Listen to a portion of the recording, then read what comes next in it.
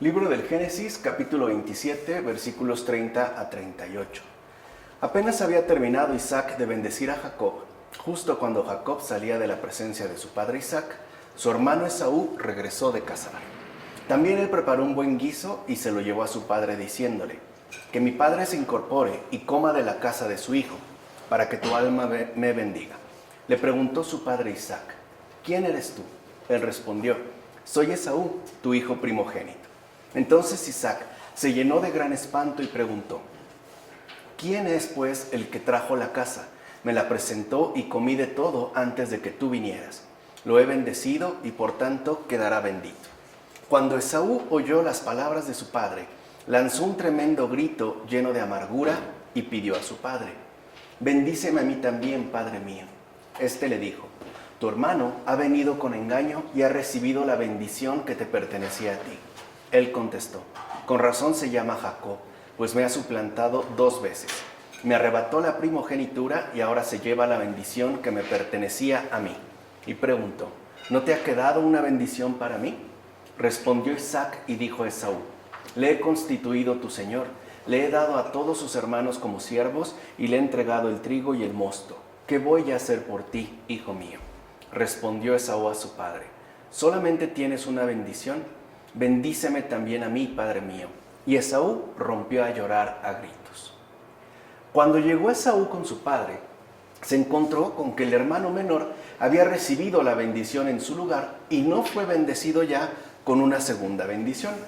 Aquellos 2 hombres representaban en efecto 2 pueblos. Pues bien, la única bendición es el signo de la unidad de la iglesia. Son 2 pueblos, pero estos 2 pueblos que pertenecen a Jacob son representados de distinta manera. En efecto, nuestro Señor Jesucristo, que había venido para los judíos y los gentiles, fue rechazado por los primeros, simbolizados en el Hijo Mayor. Sin embargo, eligió a algunos de ellos, que fueron simbolizados por el Hijo Menor, es decir, a aquellos que habían comenzado a desear y comprender las promesas del Señor según el Espíritu. Estos últimos estaban ya deseando, conforme al Espíritu, aquella ciudad en la que nadie nace carnalmente, y por tanto tampoco nadie muere según el Espíritu, como afirma Agustín en su Sermón 4. Y esto es muy importante porque de entrada pareciera que si nosotros nos atenemos al sentido literal, la cuestión es distinta. Parece prevalecer en efecto un engaño, una suerte de trampa, ¿no? Una insidia que termina por arrebatarle la bendición a Esaú. No obstante, hay que comprender también espiritualmente la Escritura y captar de una mejor manera lo que ahí se está indicando. Para empezar, como afirmó Agustín, que aquí se hace referencia a los 2 pueblos, o sea, al pueblo judío y al pueblo de los gentiles, los cuales están simbolizados, como hemos dicho, tanto por el hermano mayor, es decir, por Esaú, para el pueblo judío, y Jacob, para el hermano menor, es decir, en este caso, el pueblo de los gentiles, la iglesia de los gentiles. Así pues, esto iría más allá de lo que nosotros podríamos llegar a captar en un primer momento. Y esto es muy importante de no perderlo de vista, ya que enriquece el sentido que la Escritura, en efecto, nos pretende ofrecer a cada uno de nosotros. Ahora bien, el plato de Esaú significa el culto del pueblo bajo la ley. Recuerden que también Esaú ha preparado un guiso. Este guiso, como afirma este padre de la iglesia, significa el culto del pueblo bajo la ley. Repletos de vanagloria, están convencidos de alcanzar la justificación mediante la circuncisión. De hecho, ofrecen a los paganos convertidos en alimento, mientras ellos mismos necesitan alimento, porque no pueden tocar el pan del cielo, como afirma Hipólito en Sobre las bendiciones de Isaac y Jacob. Recordemos que en estos momentos, es decir, en estos tiempos patrísticos, era muy importante recordar el hecho mismo de que la iglesia estaba fundada en las promesas ya dadas en las Escrituras. De ahí pues que a veces se establezcan marcados contrastes entre los paganos y los judíos. Algunas cosas, por ejemplo, iban a ser muy importantes de destacar, como el hecho mismo de que el culto dado por el pueblo judío bajo la ley no era precisamente el alimento fundamental que había de ofrecerse, tanto por parte de Dios hacia los hombres como de los hombres hacia Dios, ¿no? Como aquí enfatiza San Hipólito, este pueblo no puede tocar el pan del cielo, como de hecho ocurre hasta la fecha. Por otra parte, lo acontecido a Jacob era un misterio de la economía divina.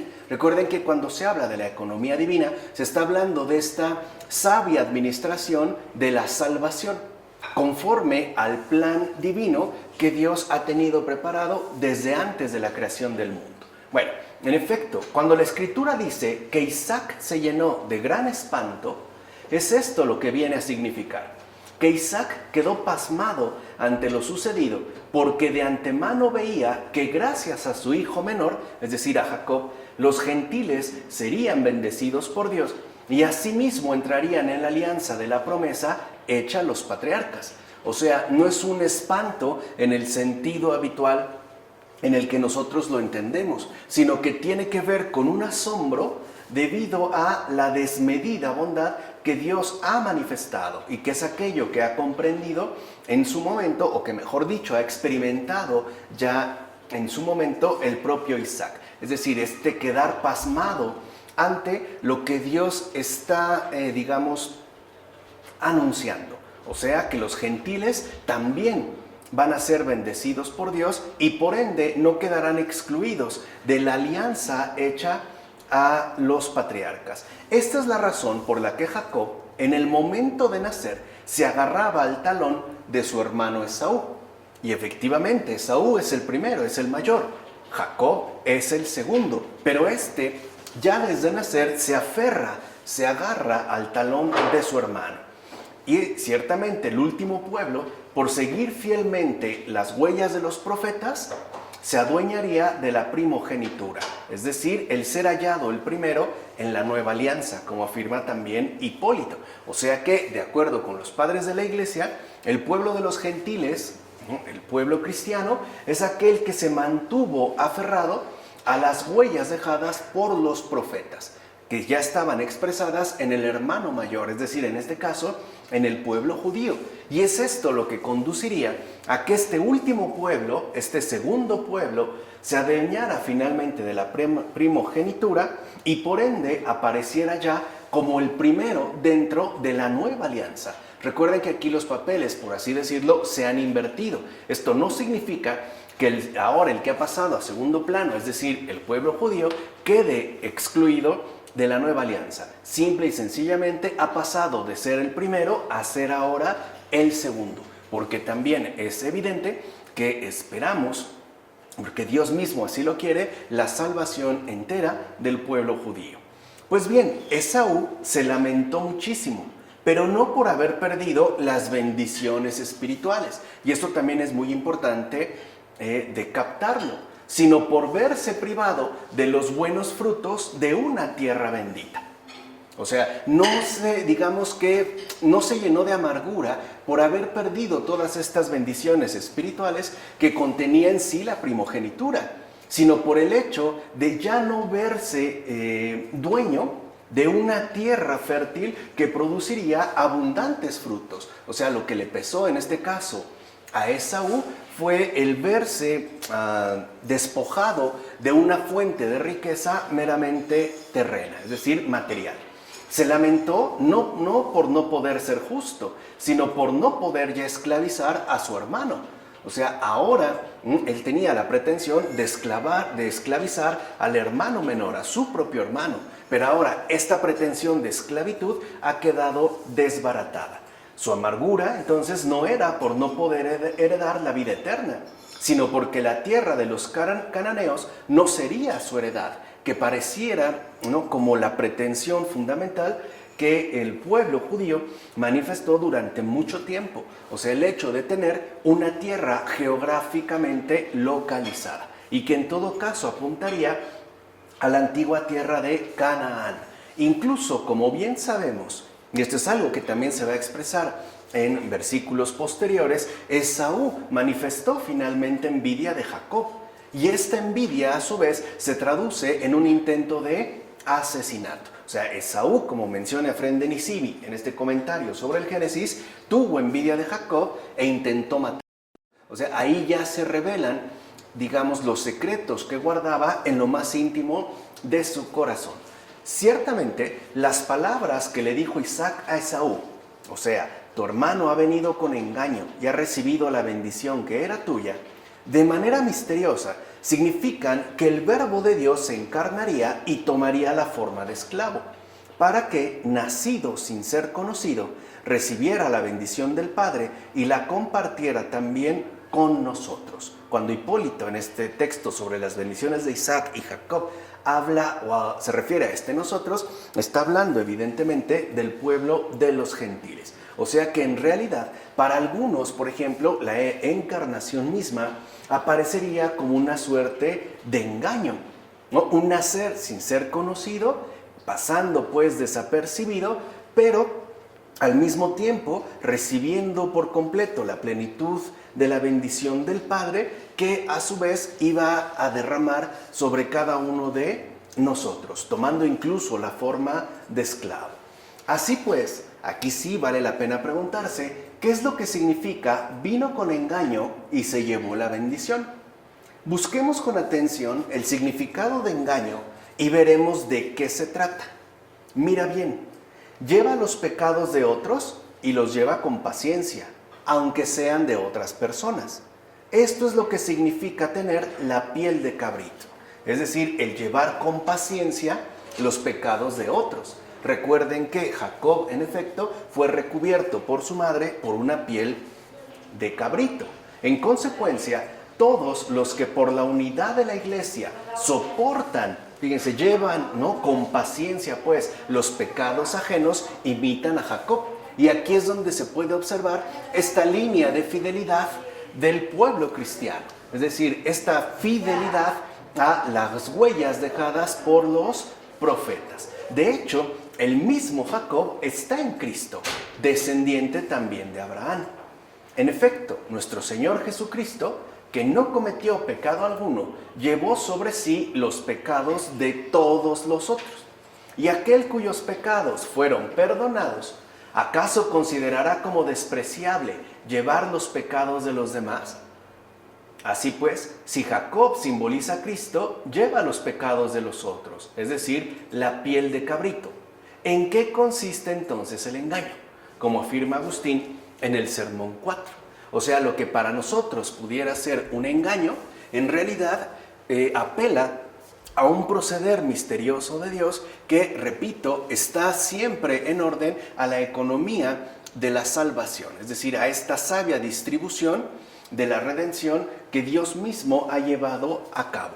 Así pues, en realidad, cuando hablamos de engaño, estamos más bien refiriéndonos a esta radicalidad con la cual Dios mismo ha asumido en carne propia todo el pecado del mundo, es decir, todos y cada uno de los pecados que nos corresponderían de manera muy particular. Por eso, ¿no?, esta pregunta es muy importante de meditarla y cuestionarnos también e incluso intentar responder a partir de lo expuesto por San Agustín en este Sermón 4, en qué consiste el engaño. Insistamos, ¿en qué consiste pues el engaño? El engaño tiene lugar cuando se hace una cosa y se simula otra. En efecto, cuando se piensa una cosa y se dice otra, esto se llama engaño. Por tanto, el engaño en su significación propia es lo reprensible, lo mismo que es la piedra si se la considera en su significado propio. Mira bien, quien afirma que Cristo fue piedra, entendida en su acepción originaria, blasfema. Lo mismo que también blasfema el que llama a Cristo Cordero con la acepción propia, o sea, refiriéndose en un primer caso a el mineral y en otro segundo caso al animal. El cordero en su acepción es un animal, pero simbólicamente significa víctima. La piedra en su acepción propia es tierra endurecida, pero simbólicamente representa la firme estabilidad. Ahora bien, toda expresión o locución figurada y alegórica significa materialmente una cosa y dicha ya espiritualmente, es decir, en su significación espiritual, apela a otra. Por eso se habla de un simbolismo. Por tanto, Isaac mencionó engaño en sentido figurado. De hecho, asimismo era figurado lo que hacía. Ciertamente, Isaac no hubiera bendecido a un hombre engañador, al que por el contrario le esperaba una justa maldición. Así pues, no era algo real aquel engaño, especialmente porque Jacob no mintió al decir: yo soy tu hijo mayor Esaú. No olvidemos que Esaú había hecho un trato con su hermano y le había vendido su primogenitura. Ahí están estos detalles que a veces se nos suelen escapar y que por ende nos conducen a interpretaciones precipitadas, ¿no? Es decir, erróneas. Así pues, la dignidad de la primogenitura no se la había arrebatado a la casa de Isaac, sino que permanecía allí, tan solo que ya no permanecía en aquel que la había vendido, como afirma Agustín también en este sermón 4. Lo cual nos ayuda a aclarar más esta expresión de engaño. Por último, fíjate en lo siguiente. Esaú dijo con razón: se llama Jacob. Efectivamente, Jacob significa tropiezo. Ahora bien, el tropiezo tiene siempre su efecto cuando es entendido figuradamente, es decir, en el sentido de engaño. Jacob no tenía tanta malicia como para querer suplantar a su propio hermano, sino que fue llamado autor del tropiezo porque con la mano se aferró al pie del hermano en el momento de nacer. Vean cómo estos señalamientos son muy importantes. Y por eso fue llamado así, es decir, Jacob.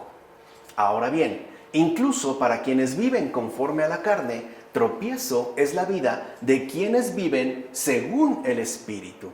En efecto, todos los que viven carnalmente, cuando miran con mala intención a los que viven según el Espíritu, ascienden a tropezones y se hacen incluso peores. Para algunos, vivir según el Espíritu conduce a la vida, pero para otros es tropiezo que lleva a la muerte. Ahí es donde se ve la mano en sentido espiritual y el pie en sentido terrenal. En efecto, los espirituales recorren su vida sin preocuparse de otra cosa que no sea el bien vivir. Pero los que miran con malos ojos a quienes viven así tropiezan y hasta cometen graves pecados. Por ejemplo, persiguiendo, ofendiendo y lastimando a los de vida creyente. Algo que sabemos suele ser hasta la fecha bastante común y frecuente. En todo caso, son capaces de matar al inocente por pura envidia y malicia, algo que también sucede fuera, por decirlo de esta manera, de los propios ámbitos creyentes. El envidioso es capaz, por pura envidia, de matar al inocente. O sea, ahí es donde se podría poner al descubierto incluso el alto nivel de su propia malicia. ¿O no fue por eso que el hijo mayor mató incluso al santo de los santos? Ya sabemos de quién se está hablando en este caso, al referirse al hijo mayor. Por eso Esaú, el hijo mayor, fue suplantado en la bendición del Padre, como afirma Agustín también en este sermón número 4. Recuerden que Dios sabe muy bien lo que hay en el fondo de cada uno de los corazones. Así pasamos a los versículos 39 y 40 de este capítulo 27. Isaac, su padre, le respondió diciendo: mira, lejos de las tierras ricas tendrás tu morada, lejos del rocío que baja del cielo. Gracias a la espada vivirás y a tu hermano servirás, pero cuando te rebeles, echarás su yugo de tu cuello. Lo dicho por Isaac, ¿tiene fuerza de bendición o de profecía? Como hemos mencionado, lo dicho en este caso por Isaac, es decir, en estos versículos, ¿tiene fuerza de bendición o de profecía? Hay que comprender todo el contexto. Ved que dice: junto a las tierras ricas tendrás tu morada. Aconteció en efecto que el pueblo habitó en la tierra de los cananeos, la que les repartió Josué, el hijo de Nun. ¿Se acuerdan que esa era justo como la ambición principal de Esaú que se menciona en los versículos anteriores. Y en cuanto a las palabras, lejos del rocío que baja del cielo, indica que, aunque los profetas los empapaban de rocío celestial, se mantenían como alejados de dicha humedad, como afirma Hipólito en Sobre las bendiciones de Isaac y Jacob. O sea, en efecto, se cumplió tal y como Isaac lo mencionó. Esaú siguió viviendo dentro de la tierra de Canaán, pero alejado de este rocío que baja del cielo, porque al parecer quedaban como impermeabilizados ante la humedad que pretendían derramar sobre ellos todos los profetas que les fueron enviados. Esta suerte de impermeabilización tiene que ver justo con lo que en la Biblia también se les dirá a través de estos mismos profetas, en términos de dureza de corazón. Por eso, mira bien, Esaú recibió en efecto la fertilidad de la tierra y el rocío del cielo. Pero date cuenta que Isaac, ofendido, arrojó contra él la bendición. No se la dio. ¿Acaso no sucede lo mismo en la iglesia con los malos cristianos que pretenden perturbarla? Es decir, que a pesar de todo son tolerados en aras de la paz, escuchados y que tienen los mismos sacramentos, y a veces se sabe abiertamente que son malos y que quizá no se les pueda convencer de sus errores. Esto es muy importante. O sea, a veces a estos malos cristianos ya se sabe pues abiertamente que no son precisamente buenos y que incluso no se les va a poder corregir, no se les va a poder enderezar de sus errores. De hecho, no se les puede convencer de sus errores ni con castigos, ni degradándolos, ni apartándolos, ni excomulgándolos. Y de estos tenemos muchos. Incluso si alguno persiste, a veces se llega a la fractura de la iglesia, como también ha ocurrido. En tal caso, se obliga al jefe de la iglesia a decir: mira, tienes la fertilidad de la tierra y el rocío del cielo. Usa pues de los sacramentos. No estés comiendo tu condena, ni estés bebiendo tu propia perdición. Sabes bien que eres aceptado, porque es necesaria la paz en la iglesia. Pero en tu corazón no hay sino desórdenes y divisiones. Por eso vivirás de tu espada, y no de lo que recibes de parte del Señor, es decir, la paz. Esto ni siquiera te interesa. Si en verdad te interesase, sentirías vivamente que el Señor es bueno e imitarías su bondad y humildad, no la soberbia del diablo. De hecho, tal parece que hasta te deleitas con los desórdenes y las divisiones, pues en efecto, vives de tu espada. A veces esta espada es simple y sencillamente la lengua. Cambia pues y quita el yugo diabólico de tu cuello, como afirma Agustín en este sermón 4. O sea que también hay una invitación a la rebeldía, a rebelarnos pues de ese tiránico yugo que el diablo busca imponer en cada uno de nosotros. Sobre todo, por ejemplo, a partir de este énfasis puesto en la división en cualquiera de sus respectivas formas. La más quizá dura, la más peligrosa sería efectivamente la discordia. O sea, cuando se busca sembrar discordia, aun sea al interior, por ejemplo, de la propia iglesia o al exterior, no importaría. Por eso es fundamental que aunque muchos de nosotros seamos tolerados en la iglesia, ¿no? Porque es necesaria la paz, no por eso sigamos con ese yugo diabólico que nos somete finalmente a la división, a la discordia y que además, lo más triste de todo, nos priva de aquello que el Señor nos brinda, o sea, la paz del corazón. Porque a muchos de nosotros, como afirma Agustín, eso ni siquiera nos interesa. O sea, nuestros intereses están puestos en 1001 cosas más, menos en lo verdaderamente importante. Ahora bien, las palabras gracias a la espada vivirás significan a su vez que el pueblo nunca cesó de guerrear y de ser combatido por las naciones que lo rodeaban.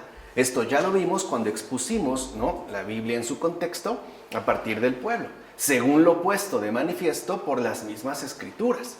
En cambio, lo de a tu hermano servirás indica el tiempo, aún vigente ahora, en que el Salvador ha venido para visitar a sus propios hermanos según la carne. Así pues, es a él a quien el profeta nos invita a obedecer y a servir. Por eso añadió: pero cuando te rebeles, echarás su yugo de tu cuello. ¿Y qué yugo es este, si no es el que yace en la ley? En efecto, ya no se trata de vivir como esclavos bajo el yugo de la ley, sino que, creyendo como seres humanos libres en el Evangelio, podamos ahora vivir según el Espíritu de salvación, como afirma Hipólito en Sobre las bendiciones de Isaac y Jacob. O sea que a veces, en efecto, la ley puede transformarse en una especie de servidumbre. Por ejemplo, todos aquellos que son esclavos del cumplimiento de la ley o de la regla, pero despreciando las exigencias concretas de la caridad en cada situación particular de vida. Esto es, digamos, estar sometido al yugo de la ley en lugar de vivir libremente el Evangelio, o sea, según el Espíritu de salvación. Y esto puede ser a causa de varios motivos, pero aquí solo quisiera expresar dos. El primero es que es mucho más cómodo mantenerse esclavizado al cumplimiento de la ley. O sea, así nos sentiríamos mucho más conformes con lo que realizamos sin tener que arriesgar más allá de nuestras meras convivencias. Y en segundo lugar, porque esta misma sensación de comodidad nos lleva a una especie como de adormecimiento espiritual. O sea, sabemos, por ejemplo, que ya hemos cumplido o cumplimos por cumplir, pero no aportamos algo más, así sea mínimo, a esta obra salvadora que Dios quiere que realice cada uno de nosotros. Por eso en los creyentes actuales es muy peligroso ese como énfasis puesto en el formalismo creyente. O sea, el pensar, por ejemplo, que asisto a la celebración litúrgica, es decir, a la misa, porque tengo que asistir, porque estoy cumpliendo con mi deber. Y no es así. O sea, en realidad uno no va a misa por cuenta propia. De fondo uno acude porque responde a la llamada que el Señor nos está dirigiendo. Y por eso esta respuesta se vive según el Espíritu, es decir, de forma libre. No es pues una ley, es un encuentro, una dinámica viva de relación con Dios mismo. Esto pues es también fundamental no perder de vista. Por otra parte, date cuenta que el imprudente no puede gobernar sobre el prudente. Esto se debe a que el imprudente, por su propia voluntad, no puede ser ni discípulo de la virtud ni perseverar en su propósito. Con razón Isaac le negó la libertad del propio arbitrio a Esaú, justo para que no fluctuase como una nave sin timonel en medio de una tempestad. ¿O no es verdad que el imprudente es siervo del prudente, como afirma el libro de los Proverbios? En consecuencia, también se le dijo a Esaú: vivirás de tu espada y servirás a tu hermano, pues la bondad es soberana de la crueldad. ¿O no es cierto que la mansedumbre es preferible a los impulsos violentos, como afirma Ambrosio en Sobre Jacob y la vida feliz? O sea que aquí también se apela a un criterio muy concreto de nuestra propia realidad humana. O sea, al hecho de que esté por delante el prudente antes que el imprudente. Que vaya pues, ¿no?, por delante la mansedumbre y no precisamente los impulsos violentos. Se trata pues de darle siempre la primacía a la bondad. Ahí es donde vemos estos riesgos que asume la salvación, en lugar de quedarnos remitidos al yugo esclavizante de la ley, que incluso puede convertirse a final de cuentas en crueldad, aun cuando esta crueldad esté revestida, por decirlo de alguna manera, ¿no?, de una especie como de manto sacro, una especie de sacralidad religiosa que no hace otra cosa sino disfrazar esta crueldad imperante. Ciertamente, todo aquel que no posee la autoridad que proviene de una conciencia pura y recta es un esclavo. En efecto, cualquiera que es abatido por el temor, o es seducido por el placer, o se deja guiar por las pasiones, o está exasperado por la indignación, o está postrado por la angustia, es un esclavo. De hecho, quien comete un pecado es esclavo del pecado, como se afirma en el Evangelio de Juan. Y lo que es peor, Se hace esclavo de muchos el que está sometido a los vicios, porque recuerden que el pecado nunca aparece en solitario, siempre viene en modo legión, ¿no? Siempre son pues muchos, aun cuando el primero aparezca como algo inofensivo, como el caso de la gula, según lo que vimos en la terapéutica de las enfermedades espirituales. Este se ha vendido a muchos dueños. Y además estos dueños, entiendas en este caso los vicios, lo van a reclamar de una manera total. O sea, lo van a tratar de subyugar a su servicio. Lo van pues a desgarrar interiormente. Y así difícilmente puede liberarse de la esclavitud. Porque bien es cierto que el que se ha vendido a muchos dueños quizá logre sobreponerse a uno de ellos. Pero otro finalmente terminará subyugándolo. Y mientras combate a otro, ese del cual se había desprendido, ahora se ha fortalecido y viene otra vez a reclamar su parte, ¿no? Viene otra vez, pues, este desgarre. Por el contrario, aquel que es árbitro de su voluntad, juez de sus propios deseos, intérprete de su propio arbitrio, soberano de sus deseos, hace bien lo que hace. Es decir, actúa rectamente. Y recuerden que es a esto a lo que el Señor nos llama en tanto discípulos suyos. Y quien actúa rectamente lo hace sin culpa ni reprensión, justamente porque tiene el dominio de todas sus acciones. Así pues, este es sin duda alguna libre. Y dicho sea de paso, no es una circunstancia fortuita lo que hace esclavo a alguien, sino la imprudencia desvergonzada. O sea que nosotros mismos nos sometemos a la esclavitud por imprudencia, es decir, por aquella fatalidad espiritual que se llama negligencia. Por eso los prudentes hacen muchos préstamos. ¿Y qué es lo que prestan? No ciertamente dinero, sino sabiduría, sin que ellos a su vez tomen algo prestado. O sea, quiere decir que aquí ya se dan estos buenos frutos, ¿no? En términos de una fecundidad espiritual, llamados a enriquecer a los demás. Es decir, a aquellos que de una u otra manera entran en contacto con el que ya posee la sabiduría. Es decir, con el hombre verdaderamente libre, sin que éste a su vez tome algo prestado. O sea, sin que se someta, por ejemplo, a algún tipo de esclavitud. Y como ya sabemos por boca del mismo Señor, aquello que nos aporta esta plena libertad es la verdad.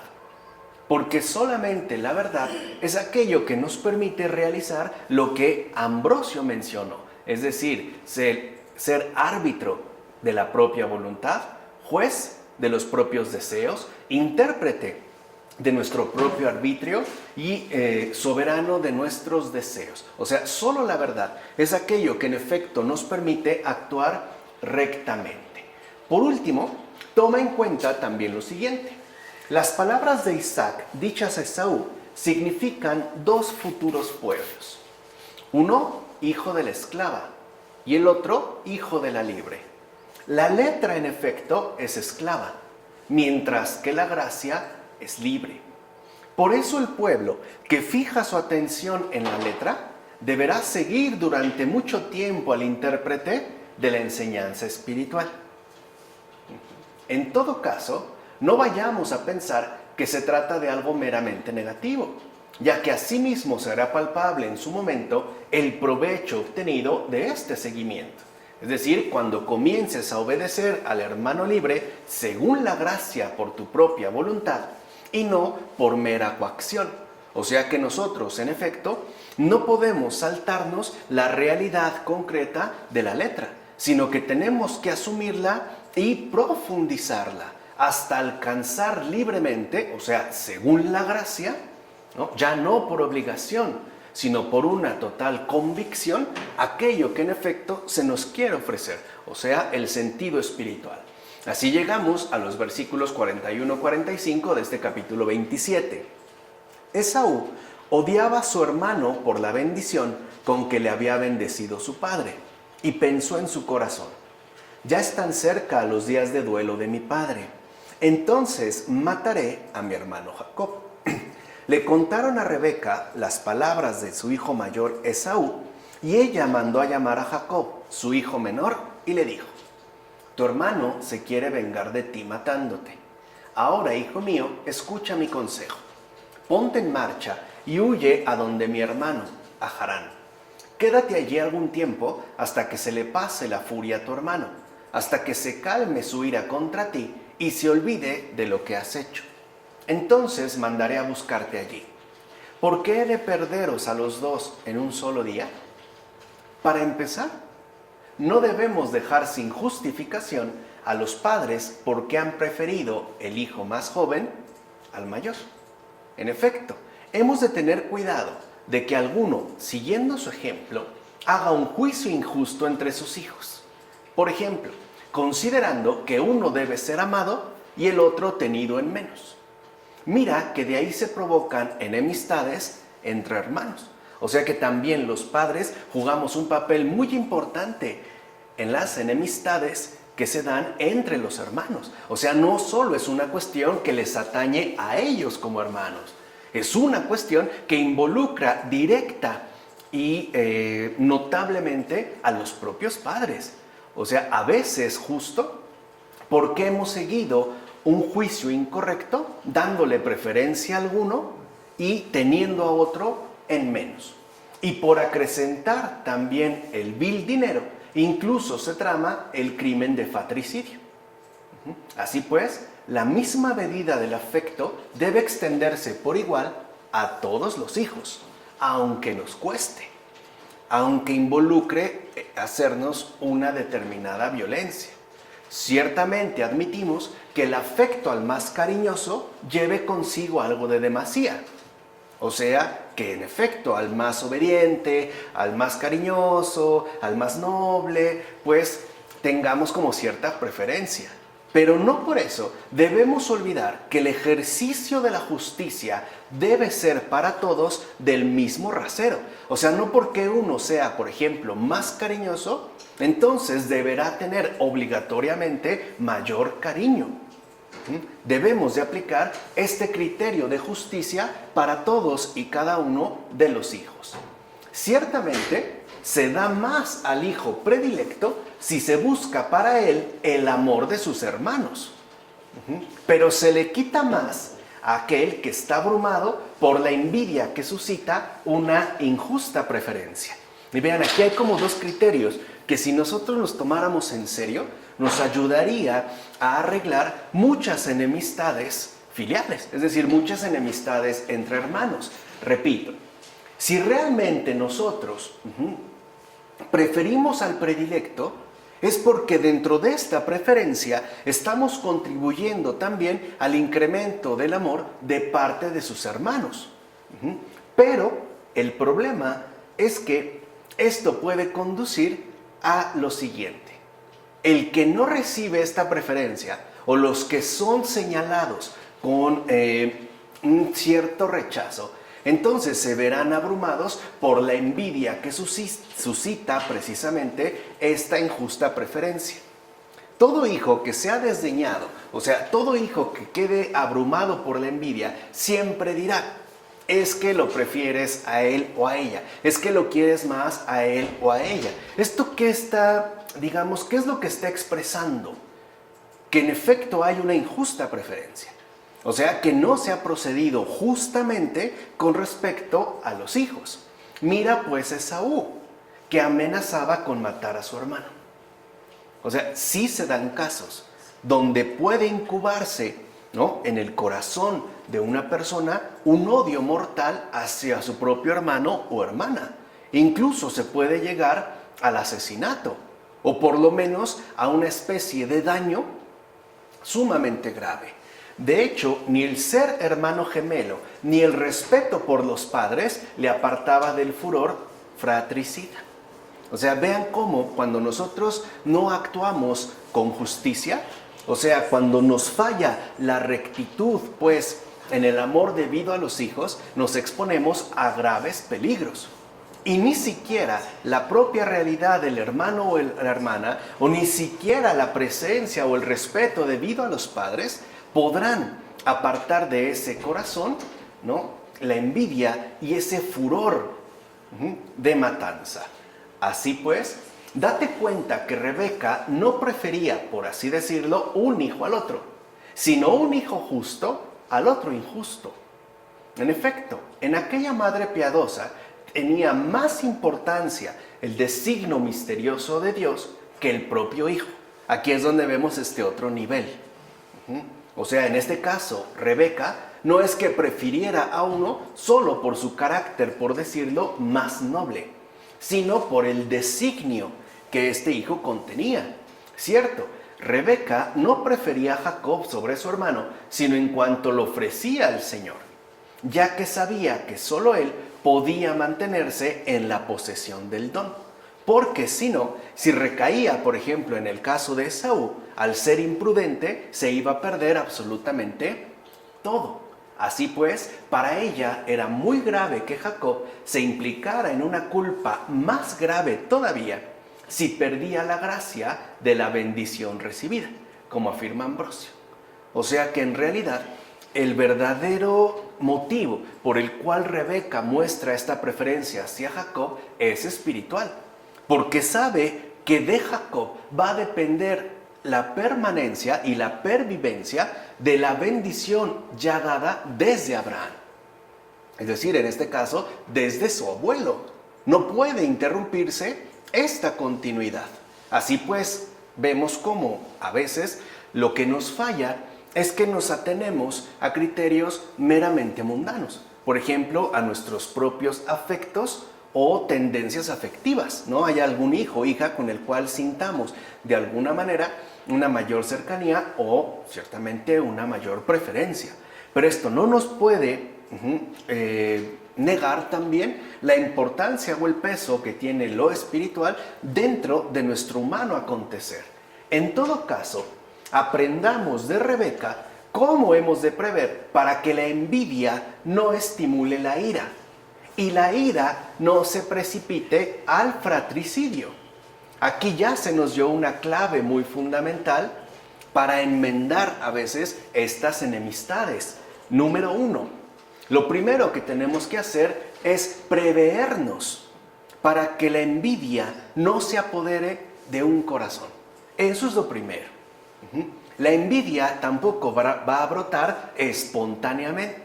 La envidia, en este caso, siempre se verá fomentada por una preferencia injusta. Por ejemplo, a veces la preferencia injusta puede referirse al hecho de la edad.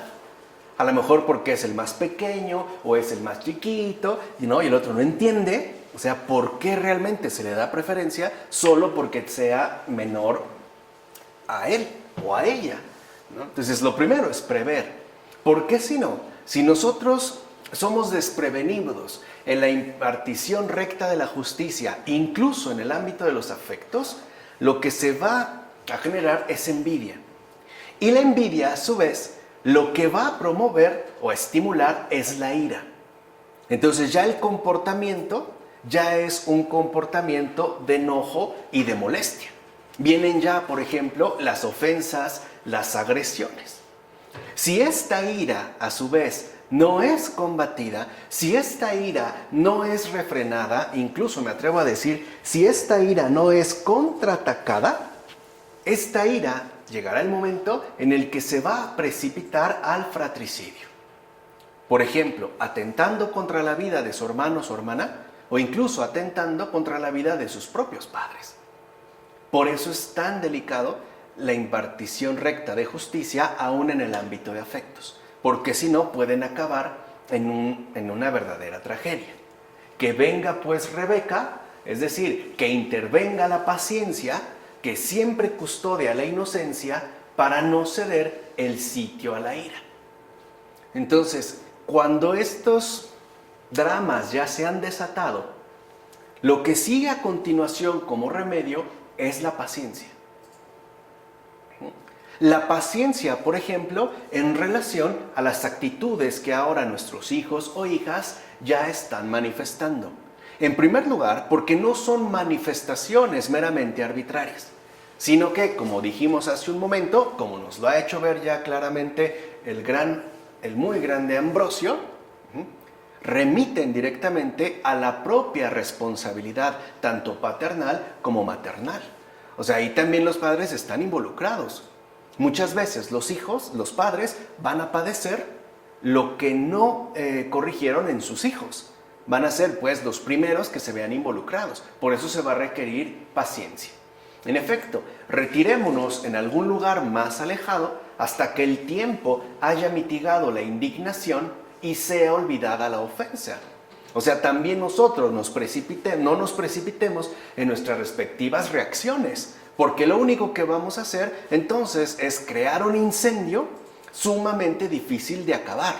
Cuando alguien está enojado y el otro también responde, por ejemplo, con indignación, lo que sucede es que sube el nivel del conflicto, ¿no? Se termina generando un incendio muy difícil de apagar, porque ahora se duplica la ofensa. O sea, tanto aquel que la ha recibido como la de aquel que se ha propiciado. Y ambas se alían finalmente para generar una mutua destrucción, ¿no? Un mutuo, pues, enfrentamiento. Por eso la paciencia no teme el exilio. O sea, no teme, pues, hoy decimos, darse su tiempo, sino que lo acepta sin dilación, con el fin de evitar algún incentivo para cometer el crimen. Como afirma Ambrosio en Sobre Jacob y la vida feliz. O sea, aquí también ya se nos incentiva para no promover jamás el crimen, en particular al interior de la propia familia. Ni siquiera, por ejemplo, en el ámbito laboral o en el más amplio ámbito social. ¿Cuántas personas por envidia no han matado a otra? Pero no es una cuestión meramente de locura. Es que sí abruma una injusta preferencia. Trastorna, ¿no? Trastorna el corazón de una persona. Por eso, pues, nosotros debemos aprender de Rebeca la paciencia y también el aprender a mantenernos, por ejemplo, callados y serenos. Hay momentos en los que no podemos entrar en una discusión, ¿no? Recuerden que la discusión no es una pelea, es una intervención seria, basada pues en fundamentos. Pero hay momentos en los que a lo mejor emocionalmente no estoy en condiciones. Entonces, ¿qué tengo que hacer? Tener paciencia y mantenerme al margen. O sea, no temer el exilio. Dejar que ese fuego vaya disminuyendo para no contribuir a un desastre, que incluso puede acabar, como dijimos, ya en algún crimen. Con esto entonces se nos deja en claro que la paciencia siempre promueve y fomenta actos de verdadera virtud. A veces estos actos de verdadera virtud son explícitos, pero a veces estos actos de verdadera virtud son implícitos, o sea, interiores. Tiene que ver con la disposición de nuestro ánimo ante determinadas circunstancias, ¿no? Hay veces, por ejemplo, en las que algún tipo de problema lo quisiéramos arreglar de inmediato. Y lo mejor que podemos hacer es tener paciencia, ¿no? Y tratar de serenar el ánimo para que además estemos en condiciones de ver aquello que resulte rectamente conveniente y no fácilmente aplicable. O sea, no nos podemos dejar llevar por lo rápido, por muy práctico que resulte, ¿no? Tendríamos que apelar a la paciencia para tener, pues, ¿no?, claridad con respecto a la toma de nuestras decisiones. Por eso, cuando nosotros perdemos la paciencia, ya estamos iniciando un desastre. O sea, un desastre que será mayor o menor según la intensidad, ¿no?, de malestar que haya en cada uno de los corazones involucrados. En efecto, consideremos qué hace la verdadera virtud. En primer lugar, la virtud no busca nada que no sea la gracia de Dios. En segundo lugar, la virtud solo sigue al único y supremo bien que es Dios. Y en tercer lugar, está siempre contenta con ese único bien, de quien recibimos todas las cosas y a quien de hecho no damos nada. ¿O de qué tiene necesidad aquel que abunda en todo y que nos da todo? ¿Qué podemos darle a aquel que nos facilita todo sin interrupción? como afirma Ambrosio también en Sobre Jacob y la vida feliz. Por eso recuerden que es muy importante que nosotros entendamos ya a estas alturas de una manera muy nítida, muy clara, cómo la vida creyente debe estar a su vez adornada por el campo florido de las virtudes, y en particular por la paciencia y, ante todo, por la humildad, ¿no? Por esta sencillez. Incluso si nuestra situación familiar ya está desbordada, pues supliquémosle al Señor que intervenga Él con su gracia para remediar estos desajustes. Y en humildad reconocer también la responsabilidad que nos toca. A lo mejor no fui tan prudente, o fui muy imprudente, ¿no? O me faltó paciencia, o no puse atención en esto o en aquello, ¿no? Y con un corazón verdaderamente arrepentido, supliquemos ya la intervención directa del Señor. Así pasamos a este versículo 46 del capítulo 27. Rebeca dijo a Isaac: estoy asqueada de la vida junto a las hijas de Het. Si Jacob toma esposa de las hijas de Het, nativas del país como esas, ¿para qué quiero vivir? Vean cómo aquí se nos da otra faceta de Rebeca, ¿no? Fíjate bien en las palabras de Rebeca, es decir, cómo apeló a una excusa loable. En efecto, cuando nos asiste la diestra de arriba, los problemas se simplifican y las dificultades se vuelven fáciles. O sea, cuando la gracia nos asiste, no quiere decir que los problemas desaparecen. Tampoco las dificultades se esfuman. No. Lo que sucede, y ese es un signo claro de que Dios está interviniendo, es que estos problemas que pudieran parecer sumamente complicados, se simplifican. Y aquello que aparecía en un primer momento como dificultades incluso insuperables, se vuelven fáciles. Así pues, como ella tenía al Señor de todas las cosas secundando su intención, porque ya vimos cuál era la prioridad para Rebeca, se dispone con todas sus fuerzas a la realización del plan. O sea, pone todo su empeño en la salvación de su hijo. En sus palabras se deja entrever la inmoralidad de las esposas de Esaú. La inmoralidad, en efecto, genera en el alma noble una cierta repugnancia y hasta asqueo, ¿no? Hay como un rechazo. Además, a esto habría que añadir la fuerte aversión que ellas demostraron hacia ella y hacia su esposo Isaac. ¿O no dijo ya la Escritura que estas, o sea, las esposas de Esaú, fueron una amargura para Isaac y Rebeca? Buscando pues que él lo recuerde, o sea, Isaac, es como si Rebeca le dijera: ¿sabes ya cómo las esposas de Esaú me han hecho la vida imposible? Y cómo, a causa de su hostilidad, yo rehuyo de todas las hijas de los hititas. Así pues, si Jacob tomase una esposa de entre ellas, ¿qué esperanza de salvación me quedaría entonces? ¿Qué sentido tendría ya la vida para mí?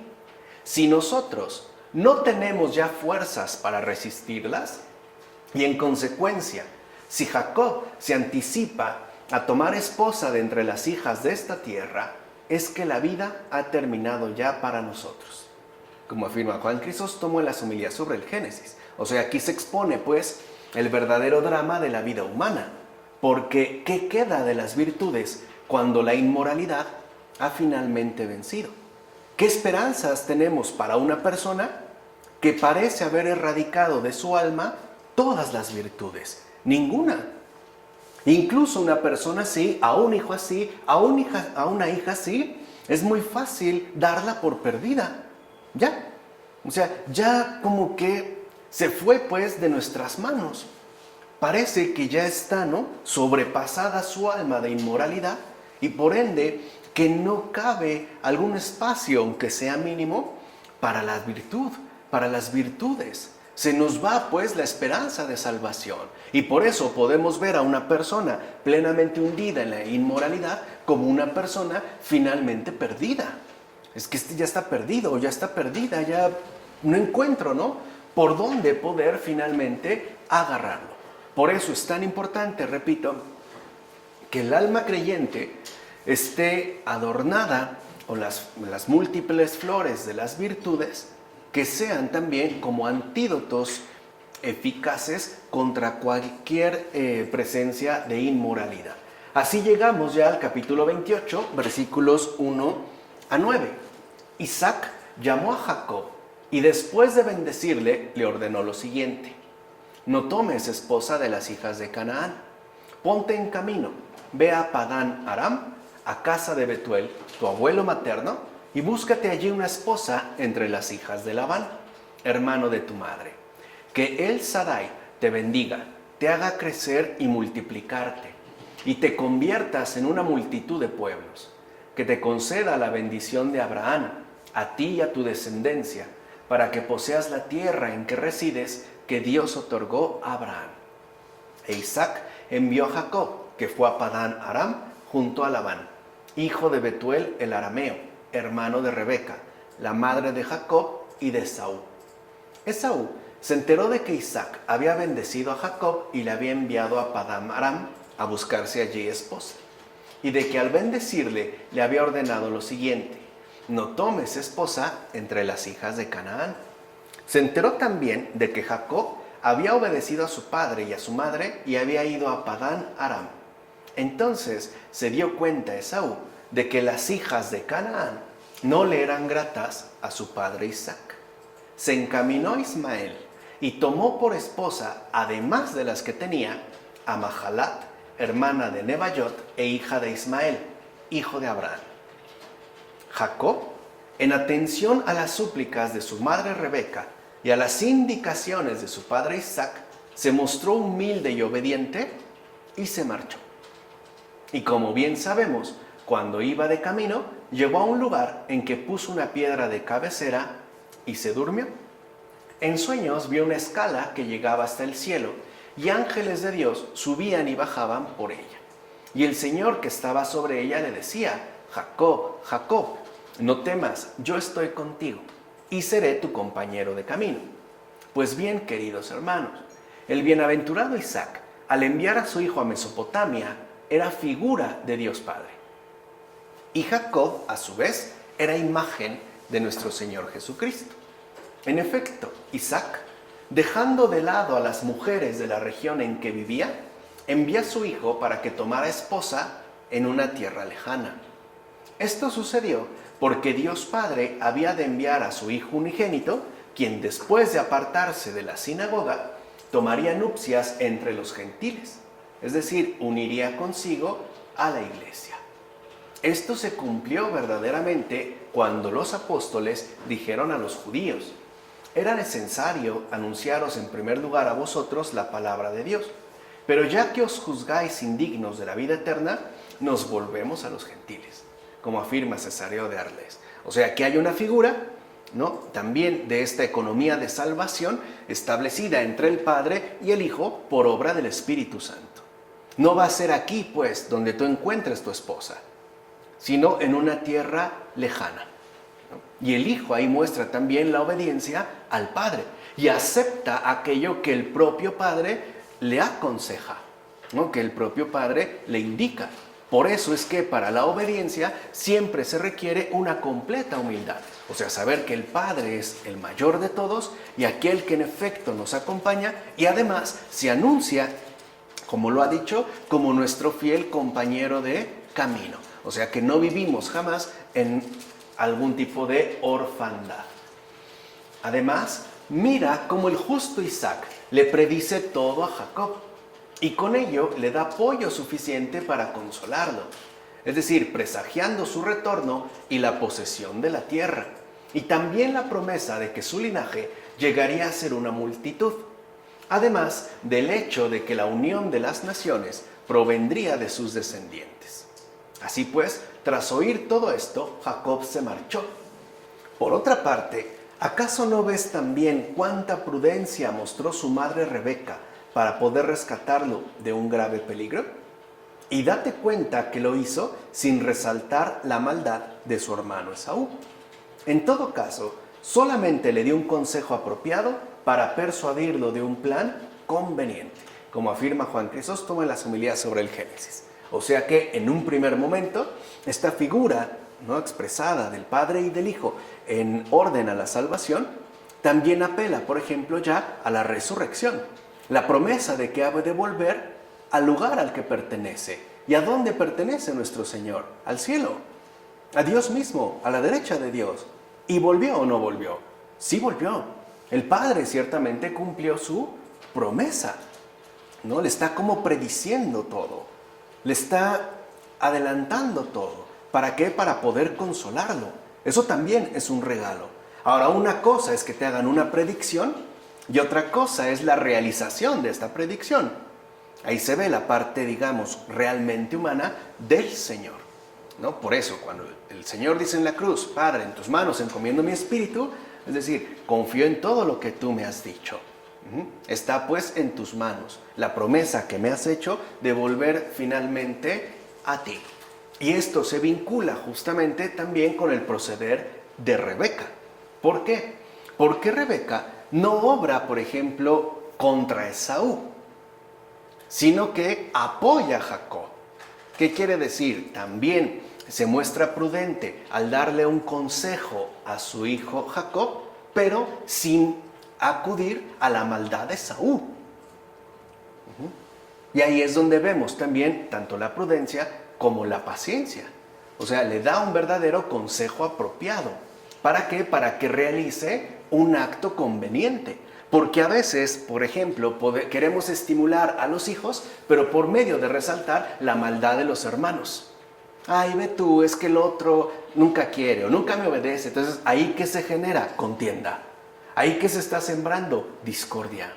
Ahí se ve el yugo del diablo. Como lo dijimos hace un momento en los términos de la discordia.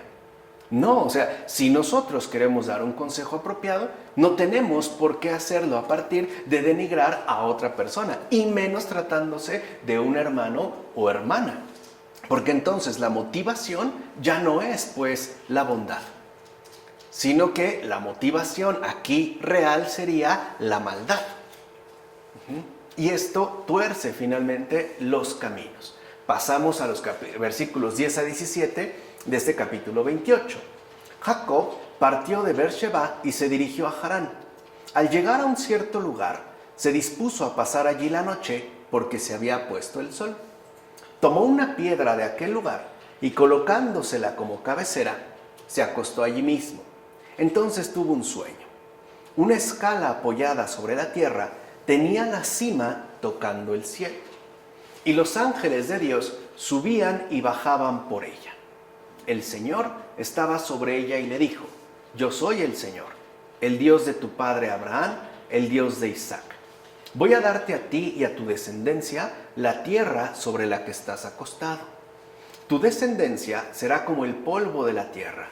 Te extenderás al este y al oeste, al norte y al sur, y en ti y en tu descendencia serán bendecidos todos los pueblos de la tierra. Yo estaré contigo y te guardaré donde quiera que vayas, haciéndote volver a esta tierra, pues no te abandonaré hasta que haya cumplido lo que te he dicho. Cuando Jacob despertó del sueño, exclamó: El Señor está realmente en este lugar y yo no lo sabía. Y lleno de temor añadió: Qué terrible es este lugar. Esto no es sino la casa de Dios y la puerta del cielo. No es como este famoso episodio del sueño de Jacob. Bueno, ahí tenéis a nuestro luchador. Iba huyendo de un hombre sumamente cruel, que era su propio hermano. Y como único apoyo, el único apoyo que tuvo fue una piedra. O sea, como único apoyo, se sirvió de una piedra. Pues bien, esa piedra es Cristo. Piedra que sirve de auxilio a quienes sufren persecución. Aunque para los incrédulos es motivo de tropiezo y piedra de escándalo. Ya sabemos que para los creyentes esta piedra es justamente auxilio, amparo y protección. Ahora bien, fíjate que el texto dice que ángeles subían y bajaban. ¿Por qué? Porque Jacob vio a los santos que ascienden de la tierra al cielo. Pero también vio ángeles que bajaban, es decir, vio al diablo, a los demonios y a todo su ejército arrojados del cielo. Ciertamente, gran dificultad entraña el hecho de subir desde la tierra al cielo. No van a decir que es fácil ser santo o ser discípulo de Jesús, ¿no? Por eso la propia Santa Teresa le decía, ahora comprendo por qué tienes tan pocos amigos. O sea, sí entraña una gran dificultad. Incluso no cabe duda que nos resulta más fácil precipitarnos que ascender. O sea, es más fácil caer, pues, que levantarse. ¿O acaso no es verdad que rodamos con facilidad? O sea, a veces basta un mínimo borde para que caigamos. Por el contrario, la ascensión supone un gran esfuerzo y una enorme fatiga. Y si llegas ya al primer escalón del cielo, ¿cuánto más me queda para llegar al cielo? O si incluso me encontrase ya en el segundo, en el tercero, el cuarto o quizás hasta el 10º, ¿de qué me sirve si no alcanzo la meta? Por muy alto que haya llegado. Supongamos que esta escalera tiene 15 peldaños y he llegado hasta el 14º. O sea, me falta solamente uno. ¿De qué me aprovecha si no logro llegar al 15º? ¿De qué me sirvió todo lo demás? De hecho, si he alcanzado ya el 15º nivel y me precipito desde allí, ¿no será mucho mayor la ruina? Como afirma Jerónimo en su comentario al Salmo. Por eso debemos aprender a que esta escalera, esta ascensión de la tierra al cielo, se realiza poco a poco, pero de manera constante y permanente. No son escaleras eléctricas. Son peldaños que hay que ir subiendo. Así pues, nosotros no solo nos empeñamos en subir, sino que al mismo tiempo nos empeñamos en no caer o en no recaer. Esto es fundamental, porque si no, ya vimos, la precipitación siempre nos está como acechando.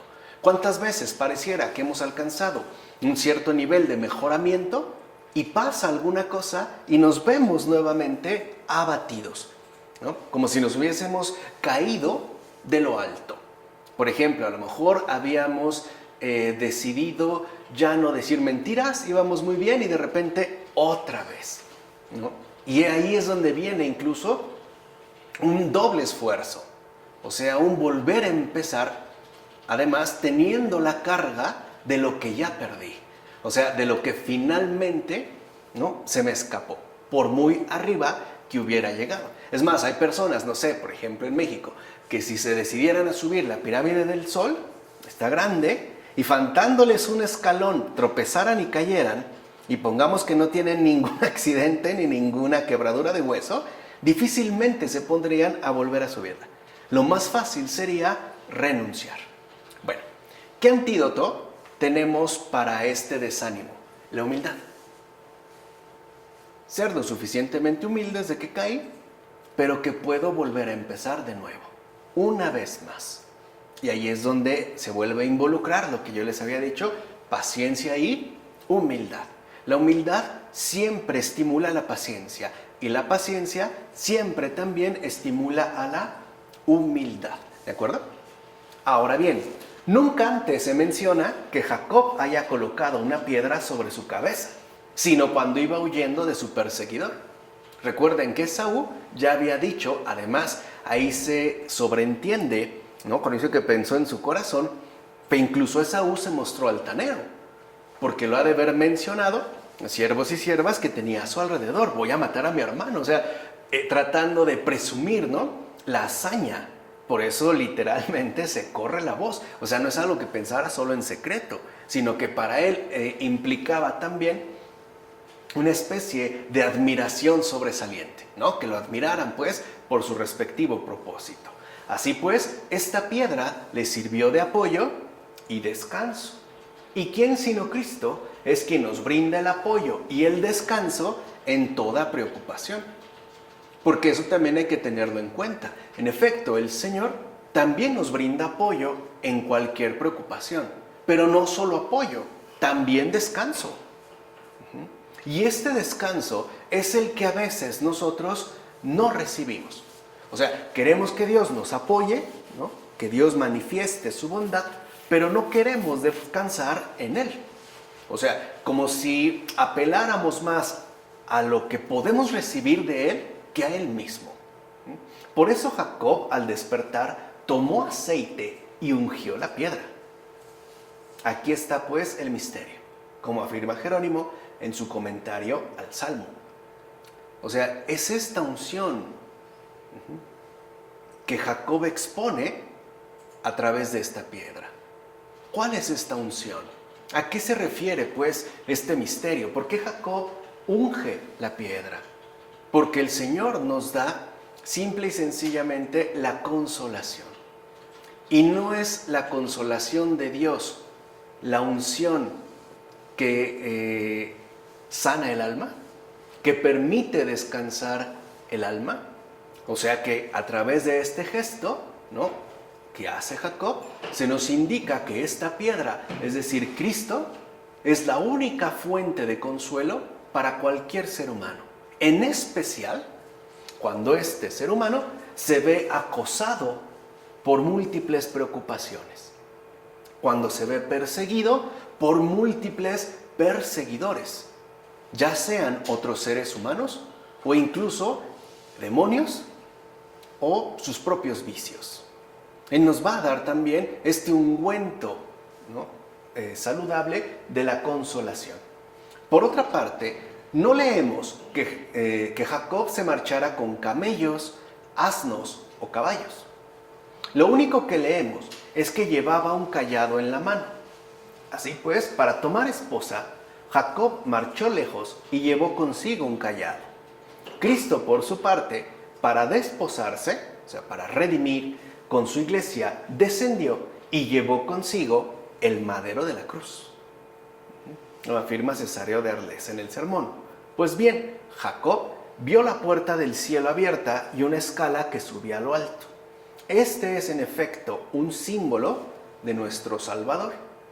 La puerta del cielo es el Mesías, según lo que él mismo dijo: yo soy la puerta de la vida.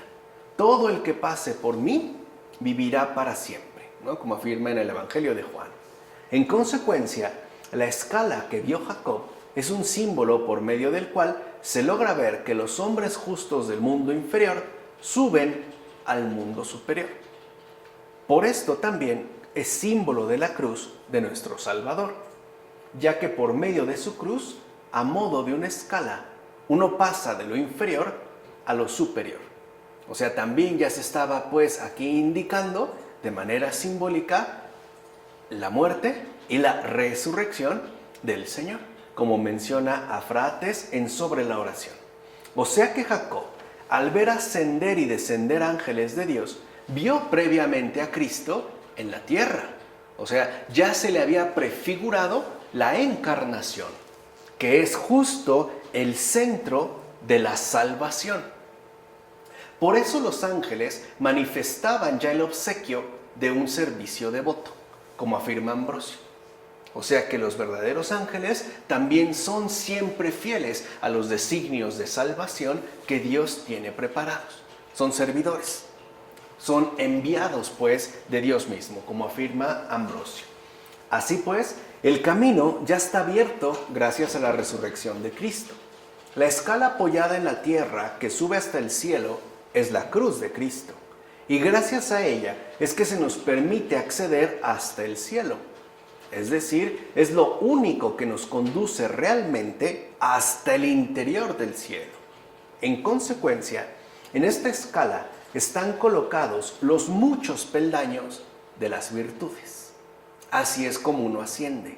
Por eso les decía que es tan importante que el alma creyente esté también acompañada, adornada de las múltiples virtudes. Y es justo a través de cada uno de ellos que nosotros subimos hasta los cielos, de virtud en virtud. Dichos peldaños son la fe, la justicia, la castidad, la santidad, la paciencia, la piedad y todas las demás virtudes. Por tanto, si nosotros los subimos con fidelidad, llegaremos sin duda al cielo, como afirma Cromacio en el sermón. Entonces vean, para llegar al cielo lo que se requiere es fidelidad, o sea, paciencia y humildad. No se trata de subir corriendo, porque uno también corre el peligro de tropezarse. Tampoco se trata de ir subiendo e ir midiendo a qué altura ya nos encontramos. Por ejemplo, qué tan santos somos. Tampoco se trata de eso. Se trata de ir poco a poco, peldaño a peldaño, pero con entera fidelidad. Viviendo en el cielo y sobre la tierra, sin dudar pues del lugar hacia el cual nos dirigimos. Y la piedra que nos sostiene en este recorrido, ciertamente exhaustivo, agotador, es el Señor. Y la ayuda que siempre tendremos para pasar de un peldaño a otro hasta llegar finalmente al cielo es la cruz de Cristo. Además, así es la iglesia, hermanos míos. En efecto, los ángeles de Dios que suben y suben son los buenos predicadores que anuncian a Cristo. Es decir, aquellos que suben según su divinidad y bajan según su humanidad al Hijo del Hombre, como afirma Agustín en su tratado sobre el Evangelio de Juan. Y esto es interesante, porque anunciar a Cristo se puede hacer de dos maneras. Una es por medio de que nos ayuden a elevarnos hacia su divinidad. En ese sentido subimos, o sea, hablando de Cristo como verdadero Dios. Pero también es importante bajar y profundizar rectamente en su respectiva humanidad, es decir, en tanto hijo de hombre. Por eso a veces los buenos predicadores se centran más en el Hijo de Dios y a veces en el Hijo del Hombre, refiriéndose evidentemente a la misma persona. Por eso, si bien es cierto que nosotros confesamos que Jesús es Dios, al mismo tiempo no nos olvidamos jamás que también es hombre. ¿Se entiende? Ahí también se da este recorrido, tanto hacia arriba como hacia abajo. Por eso, los que están en Cristo son dignos de la mirada divina y de tener un estado de ánimo anclado en la seguridad de que Él seguirá estando con ellos y los auxiliará. Es decir, los salvará en cualquier parte y de cualquier peligro, como afirma Cirilo de Alejandría en las inscripciones sobre el Pentateuco. Por eso les decía, no crean que se trata de una cuestión netamente heroica, donde tengo que aferrarme a las virtudes e irlas acrecentando por cuenta propia. No, se trata de ser fieles a esa presencia que me acompaña en todo momento, ser fiel al Señor. Con esto queda claro que el Señor está en el cielo y en la tierra. En efecto, Cristo el Señor es la cabeza de la iglesia en cuanto está en el cielo, pero en cuanto cuerpo está en la tierra. Por eso, cuando el apóstol Pablo perseguía a la iglesia, Cristo clamó desde el cielo: Saulo, Saulo, ¿por qué me persigues? Cita el libro de los Hechos de los Apóstoles. No dijo, ¿por qué persigues a mis siervos? O bien, ¿por qué persigues a mis miembros? No, ¿por qué me persigues a mí? Porque la iglesia es el cuerpo vivo del Señor. En cuanto cabeza, dijimos, está en el cielo, pero en cuanto cuerpo, está en la tierra. Por eso se habla también de la iglesia mística, tanto celestial como terrenal. De hecho, la visión de Jacob en sueños es lo que el Señor proclama de sí mismo en el Evangelio. Veréis el cielo abierto y a los ángeles de Dios subir y bajar sobre el Hijo del Hombre. Si los ángeles descendían hasta el Hijo de Dios porque estaba en la tierra, ¿cómo estos mismos ángeles subían hasta el Hijo del Hombre si no es porque está también en el cielo? No olvidemos, pues, que Cristo está tanto en la tierra como en el cielo, como afirma Cesáreo de Ardés. Así pues, cuando los buenos predicadores de Dios anuncian cosas altas y profundas de la Santa Escritura, suben hasta el Hijo del Hombre. Y cuando predican lo que se refiere a la corrección de las costumbres, bajan hasta el Hijo del Hombre. Por ejemplo, cuando Pablo dice, enseñamos sabiduría entre los perfectos, pero una sabiduría que no es de este mundo, ni de los gobernantes de este mundo, sino misteriosa y escondida, en la primera carta a los Corintios, él subía y nos invitaba a subir hasta el Hijo del Hombre. Y cuando dice, huid de la fornicación, o no os embriaguéis con vino que lleva la lujuria, entonces bajaba como un ángel de Dios hasta el Hijo del Hombre. Por eso cuando afirmó, gustad las cosas de arriba, no las de la tierra, subía. En cambio, cuando dice, sed sobrio y no pequéis, y corrige las cosas relativas a corregir las costumbres, entonces baja. Así pues, estamos llamados a subir y a bajar con Cristo. Que yo creo, ¿no? Pero también lo afirma Cesario de Arles en el sermón, es algo que la Escritura nos muestra y aparte nos capacita, porque a veces nos habla de cuestiones muy espirituales, pero a veces nos habla de cuestiones muy terrenales. O sea, no solo se refiere al sentido espiritual, también se compromete con el sentido humanamente moral de nuestra propia existencia.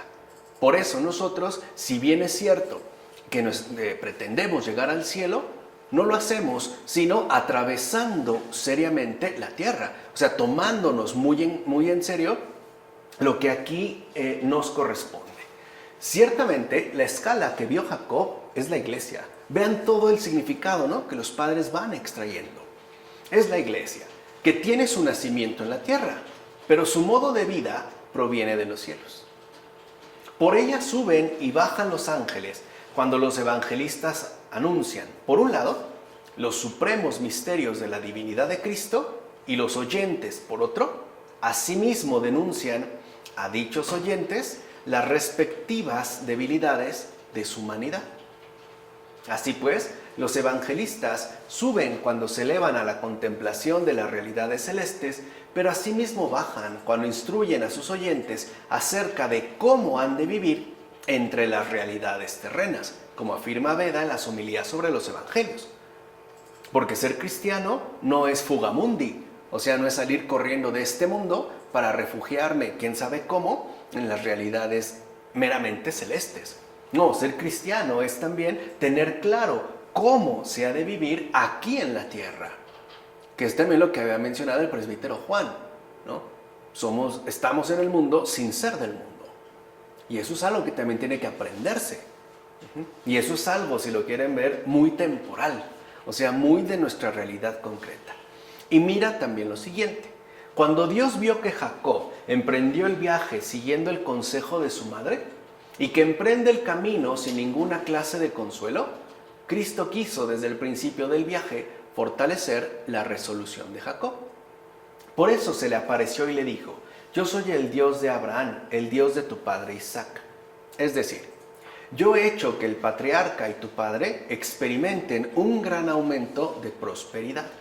Por tanto, lejos de estar asustado, cree que soy yo quien dio las promesas y que derramaré sobre ti mi cuidado, como afirma Juan Crisóstomo en sus homilías sobre el Génesis.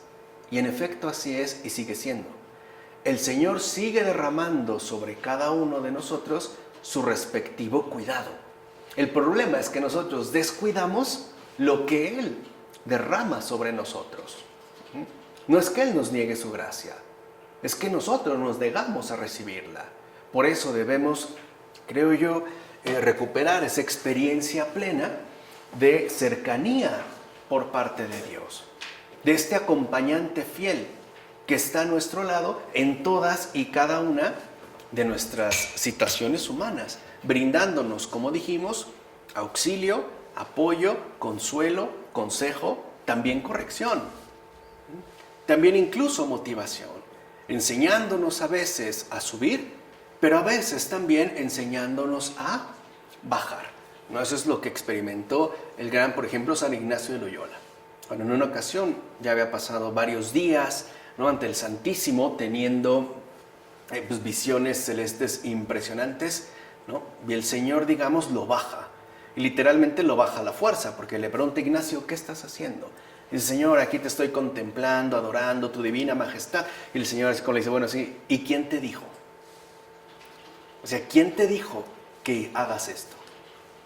Dice, mientras tú has estado aquí en gran contemplación, tus hermanos han atravesado necesidades y no te han querido interrumpir y tú te has descuidado de ellos. Vete a atenderlos y cuando yo te quiera aquí, es decir, arriba, yo te aviso. Yo creo que eso es algo que el Señor también nos dice a nosotros. Porque ocurre a veces lo inverso. Queremos estar siempre abajo y no elevarnos. No, tener la disponibilidad, que si el Señor quiere que nos elevemos, nos elevamos. Pero si el Señor quiere que descendamos, descendemos. Sabiendo que Él siempre será esa presencia que no defrauda. Ese acompañante, pues, que nunca traiciona. Vamos a dejarle hasta aquí. En nombre del Padre, del Hijo, del Espíritu Santo. Amén.